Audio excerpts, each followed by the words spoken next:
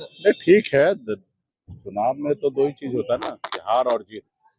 तो निश्चित तौर पे महागठबंधन को जो सफलता मिलना चाहिए नहीं मिला, और एनडीए को सफलता मिला है, तो एनडीए को बधाई दे रहे हैं, उनके टॉप लीडरशिप को बधाई दे रहे हैं।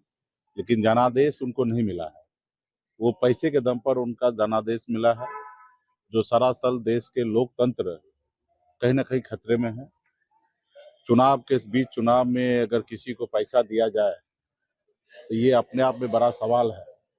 देश में रील में चल रहा है कि अगर 10,000 में क्या मिलता है, तो 10,000 में बिहार सरकार मिलता है। तो ये अपने आप में आश्चर्य वाली बात है कि देश में इस तरीके से चल रहा है।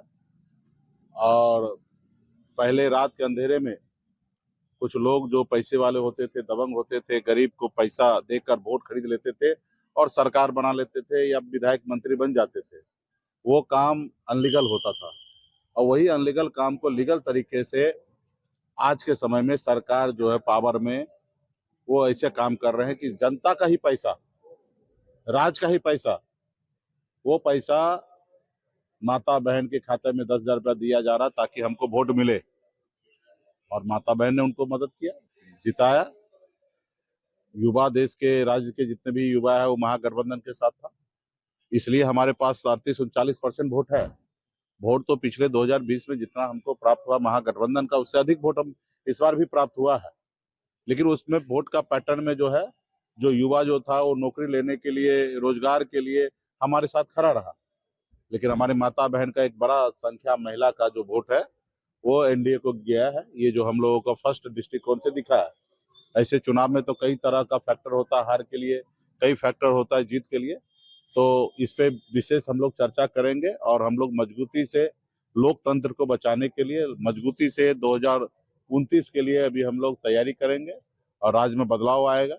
और जो सरकार ने जीविका दीदी से वादा किया कि 2 लाख रुपया हम देंगे, ये पहला किस्त है, 10,000 रुपया दिए हैं, 1,90,000 और देंगे।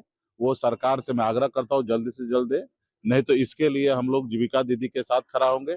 उनका अगर आपने वोट लिया 2 लाख रुपया बोलकर, तो उनका पैसा आप उनको दीजिए, नहीं तो उनके लिए हम लोग राज्य में आंदोलन आने वाले समय में करेंगे। संजय यादव और कृष्णा रूप पर ये कह दिया कि उन लोगों की हार हुई है।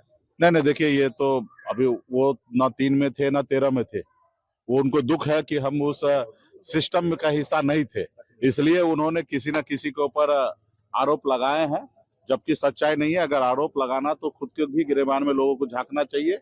गलती सबका है, हार सबका है। जीत होता तो सबका जीत होता, जनता का भी जीत होता। हार है तो सबका हार है। हार होने पर सर लालू परिवार में टूट हो गई है। रोहिणी आचार्य ने एक बड़ा आरोप लगा दिया कि चाणक्य जो संजय यादव है, उनके कारण हार हुई और उनको चप्पल से पीटने लगा। तो देखिए, ये पारिवारिक मामला है पूरा, इस पे हमको डिटेल में नहीं पता है। और अक्सर ये चीज होता है कि हार होता है तो किसी एक आदमी पे ठिकरा फोड़ा जाता है, तो मुझे लगता है ये सही नहीं है। हार का जवाबदेही सभी को लेना चाहिए, सभी गठबंधन के नेता को लेना चाहिए, सभी कार्यकर्ता को लेना चाहिए, और इस जो भी अगर गलती हुआ तो उसको सीख कर आगे बढ़ना चाहिए। अगर आप ये वीडियो YouTube पर देख रहे हैं तो हमारे चैनल को सब्सक्राइब कर बेल आइकन दबाएं, और Facebook पर देख रहे हैं तो हमारे पेज को लाइक करें।